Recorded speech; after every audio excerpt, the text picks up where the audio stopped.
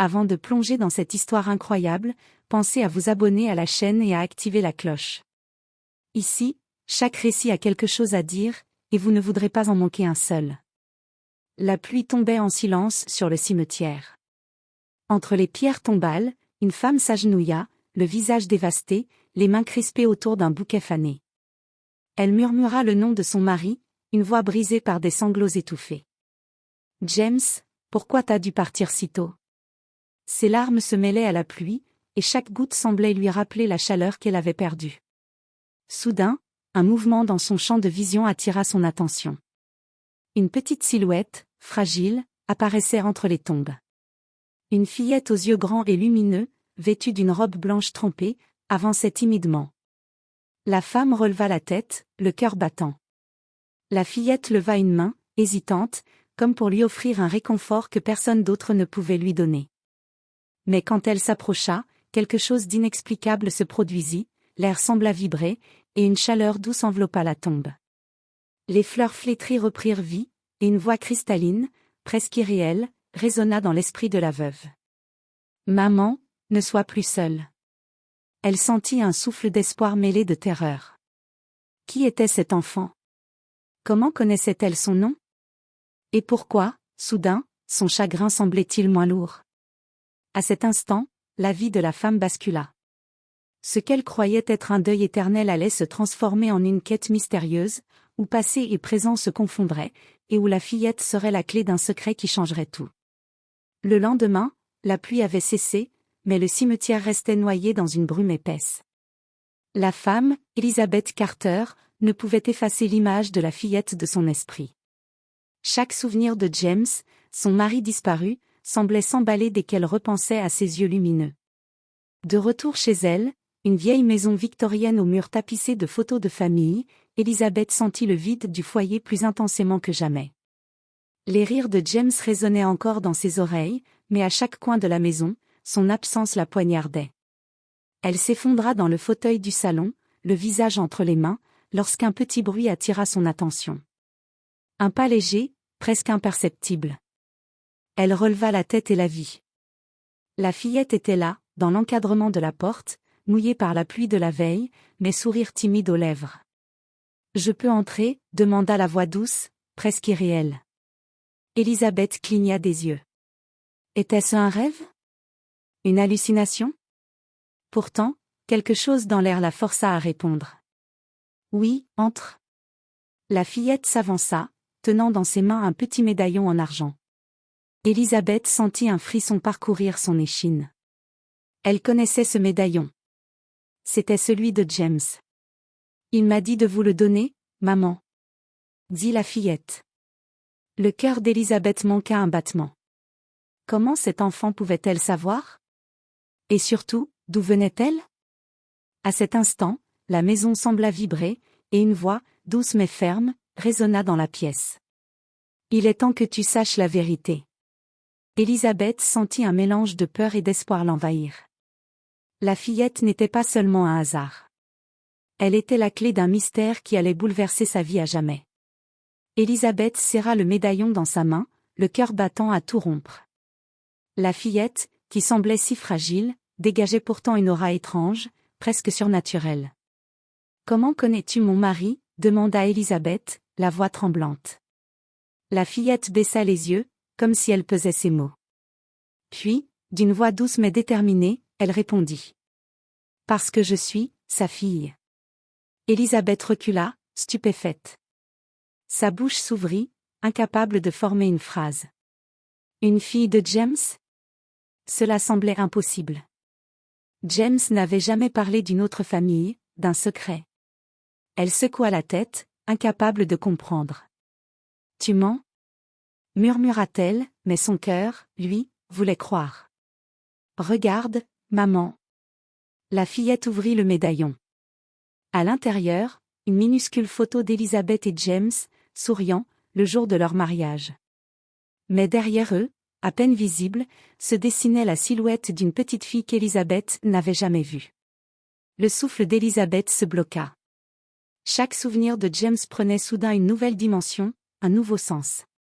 Tout ce qu'elle croyait savoir sur sa vie, sur son mari, sur leur amour, se transformait en un mystère qu'elle devait résoudre. La fillette avança d'un pas, tendant la main.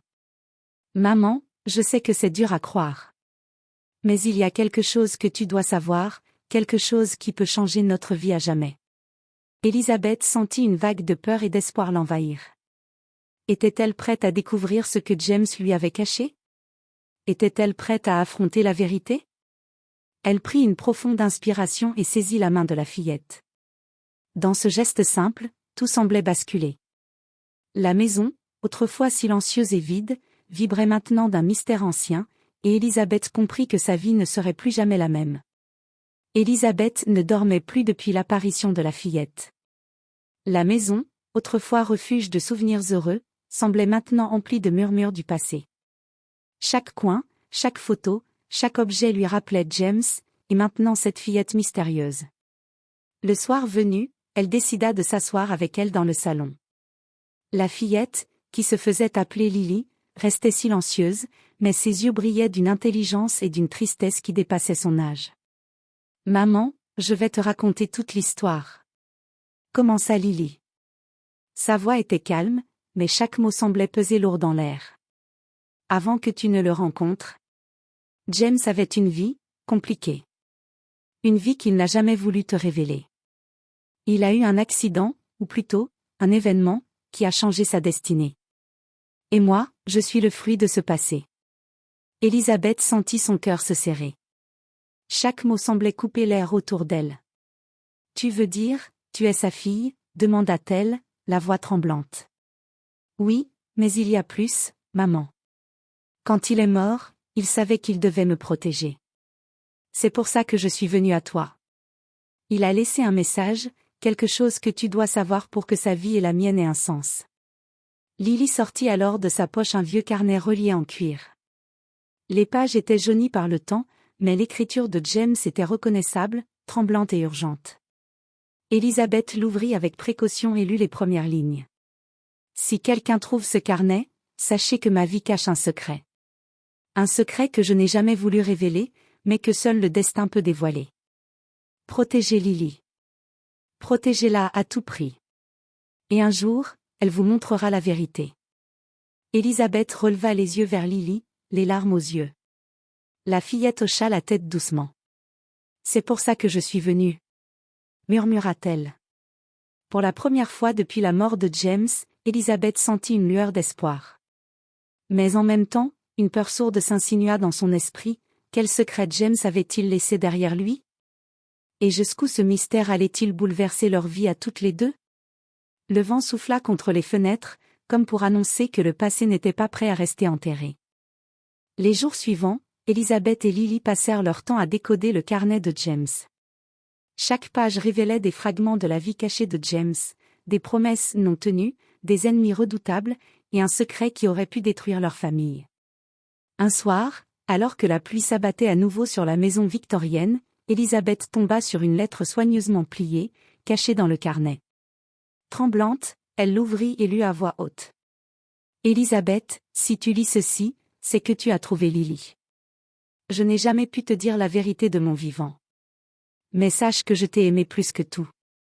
Lily, elle est la clé, elle porte avec elle un nom et un héritage que certains ont voulu effacer.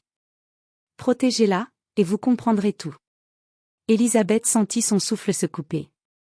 Tout prenait sens maintenant.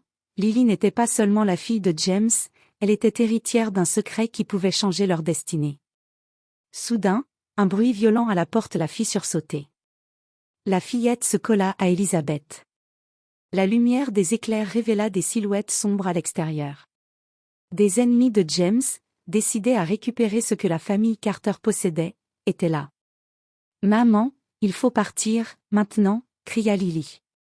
Elisabeth attrapa le bras de la fillette, et ensemble elles coururent vers le grenier. Là, elles découvrirent un coffre caché sous les planches du sol. À l'intérieur, des documents, des photos et des objets précieux appartenant à James.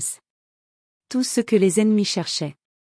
Alors que les intrus forçaient la porte, Elisabeth comprit une chose, Lily n'était pas seulement une enfant perdue, elle était la clé de la survie et de la vérité de leur famille. Et en cet instant, Elisabeth fit un choix courageux. Elle protégerait Lily, quoi qu'il en coûte, comme James l'aurait voulu. La fillette leva les yeux vers elle et dit, avec une force surprenante. « Maman, ensemble, nous sommes plus fortes que tout. » À ce moment précis, Elisabeth sut que leur vie venait de basculer à jamais. Le deuil et le mystère s'étaient transformés en un lien indestructible. Ensemble, elles affronteraient le passé, le présent, et tous les dangers à venir.